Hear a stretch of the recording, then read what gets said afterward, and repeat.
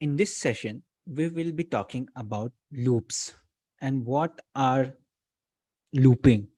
So, if you are coming from any other programming language, I guess you might have heard this for loop or for do while loops and all, because in engineering or any basic programming, this concept will be there.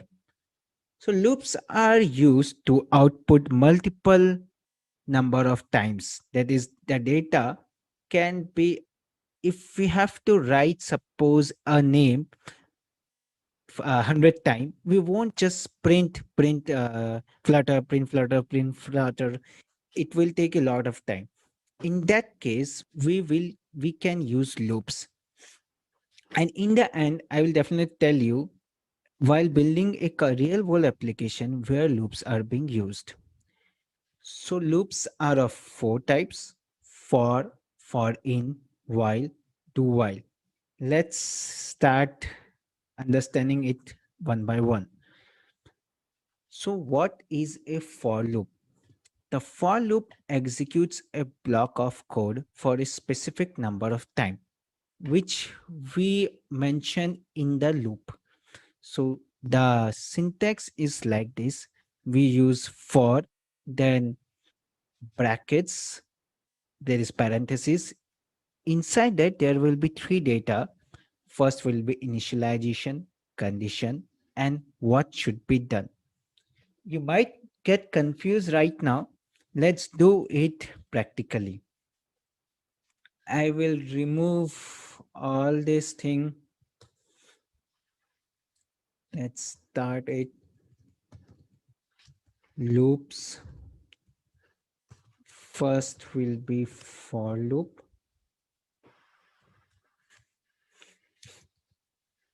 So suppose I have this for loop syntax. First is initialization. That is int variable I is equal to 0. Then the condition I less than 3. And then what should be done next after this code of block will be executed? Like if I write print, so if I click run, this is how it will done. For I is equal to 0, that is I will be 0. Then it will check the condition. If I value is less than 3, if it's true, then it will go inside and execute this block of code. After the execution of this block of code, then it will go to this step, that is I plus plus, which implies I will become from 0 to 1. Let's run it.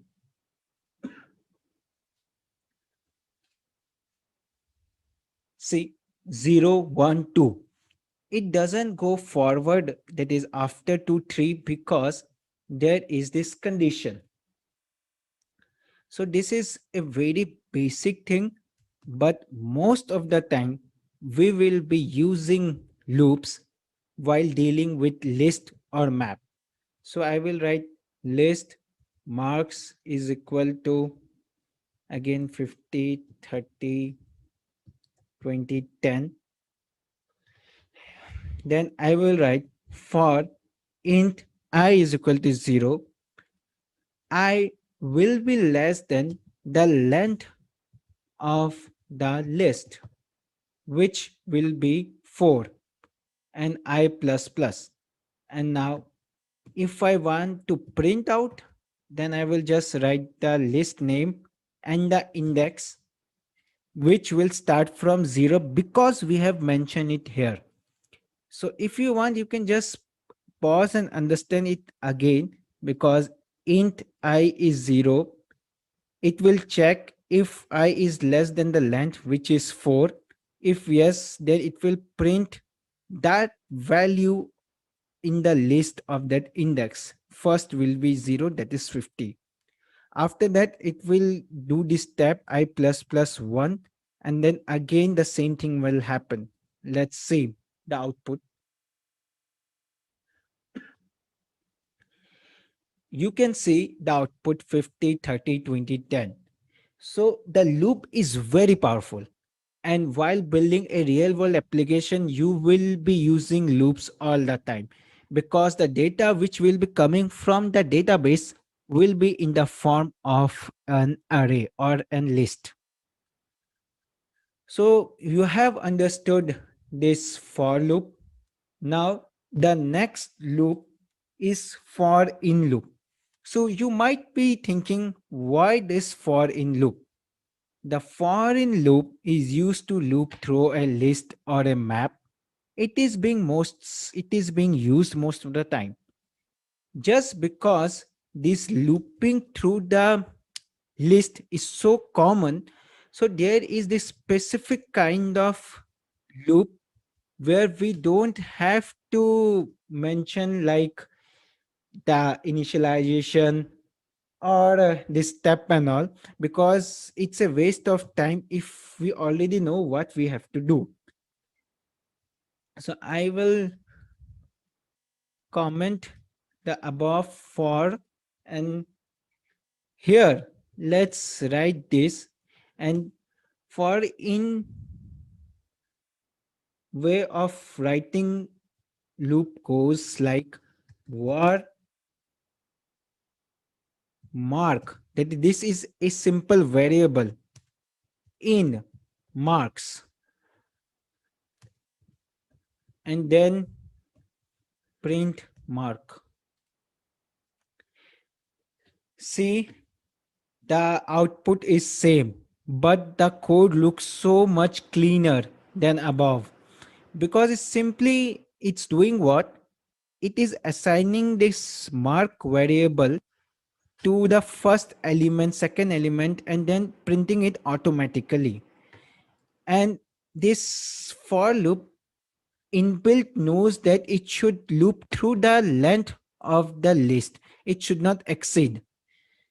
So it's a very common practice of using for loop in the real world application. I guess you have understood it. This for in can be used in maps as well. You have seen list, but let's try map. Var user is equal to key will be Rahul, age will be suppose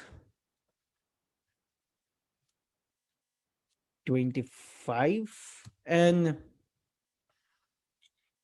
then second will be Pratik, this is another name, and age will be say 30. Now if you want to loop through this map, you simply will write for var, this is the any variable name, in marks dot entries. So this is something you have to remember. Let's see, I guess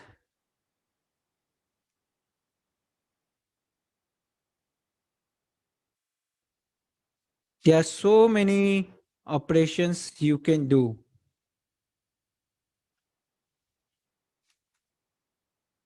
Let's print and see what it outputs.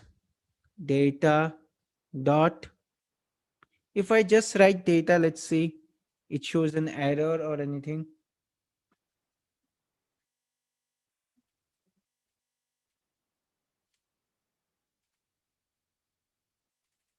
Sorry, I have to write user. This was again silly mistake. So this user, if we are using a map, then you have to write entries. This you have to remember by heart, because map is a different type of data type. And then you can just write data dot key and print. If you want value, then data dot value. Let's run it. See, Rahul 25, Pratik 30. So just imagine this user right now, it's containing only two data. But if you have an application like Facebook and there are crores or lakhs and whatever number of data, it's impossible for you to write everyone by their keys. In that case, we will be using looping. Now, more of the looping you will understand while we are building a Flutter application. Right now, you just understand the concept. Two loops are being done. The next one is the while loop. While loop also does the same job. It is not like very different. It also loops through the elements. We mostly use while loop when we don't know how many times the loop will actually execute. Here in example, we know the limit, that is while number less than this.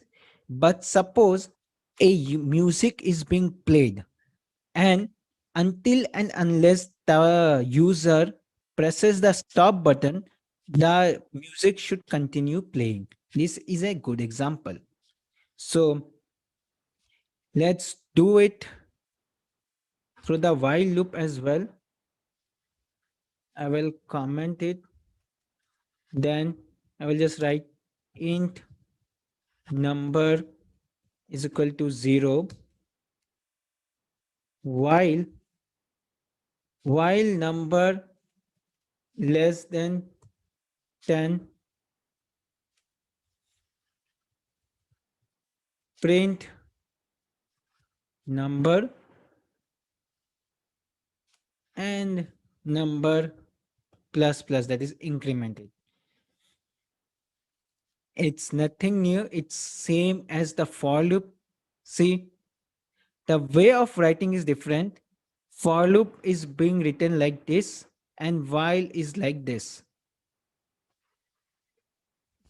So the final loop is the do while.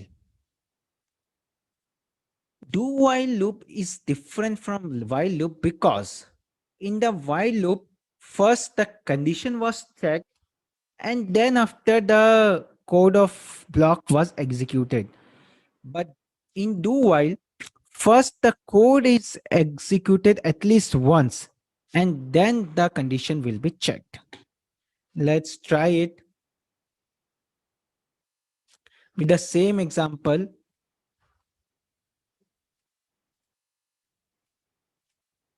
Int is number is 0. So we will just write do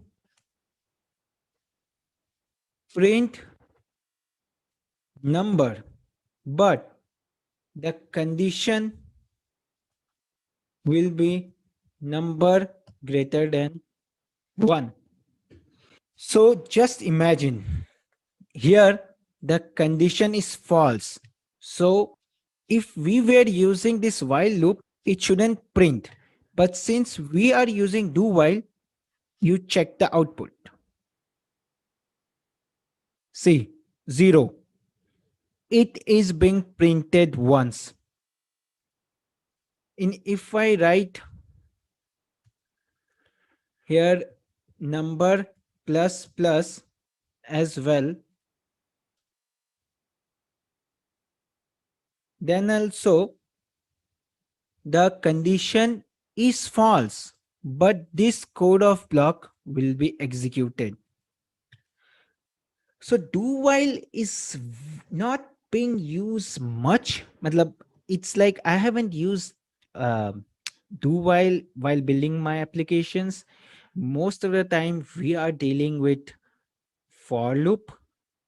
So it's up to you which type of loop you want to use in your application. So in the next video, we will learn small two keywords as well, which are being used while we are using loops. Thank you.